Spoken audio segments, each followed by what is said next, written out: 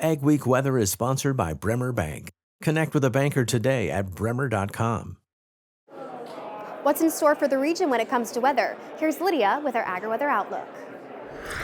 2 words for you: pattern shift, bringing a huge turnaround in our forecast, in our temperatures specifically, as we head into the next week. It's all the jet stream, the big player when it comes to weather making.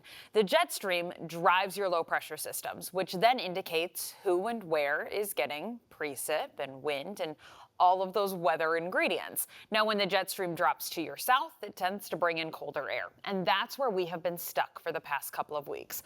All this cold Canadian Hudson Bay air worked its way down to the south, and a lot of us were stuck below zero, even for your daytime highs throughout the course of the last week. That had kept us very quiet, though, because the jet stream was to our south.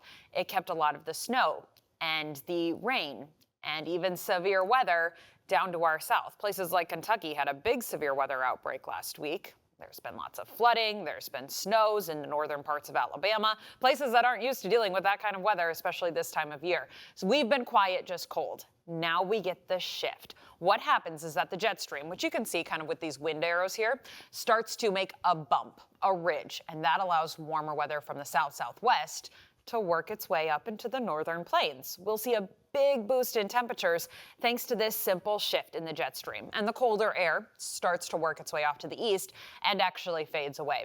Warmest weather looks to be about Monday, Tuesday of the coming week, and then we slowly settle things down, getting closer to average as we turn the calendar from February into March. You can see more of those blues working their way in.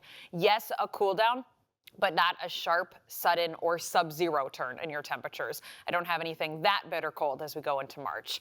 Here's kind of my game plan for about the next week, the last week of February, with those much warmer than average temperatures. We're looking at 30s and 40s for the northern parts. The southern parts, 40s and even 50s will be possible, especially as you chip away at the snowpack. You do melting of the snow that's out there. That will allow your temperature to grow a little bit each day, getting less and less snow on the ground. I'm also going to watch out for some small precip chances. In the first week of March, we will cool down.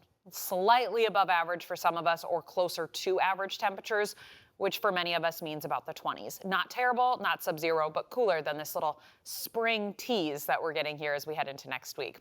Here's the overall layout, again, with that big bump in the jet stream that we just talked about. A lot of the western United States going to be above average when it comes to your temperatures. With the jet stream sitting over us, then, that brings in chances for a little bit of moisture. I don't see any super soakers, but a little bit of moisture here to finish out February, not out of the question. With mild temperatures, could be a little bit of rain and could mix in with a little snow as temperatures turn colder overnight. Then now we're headed into March, and we'll watch out for that cool down to kind of work its way in. Slightly below average temperatures through portions of Minnesota, further out to the west, slightly above average.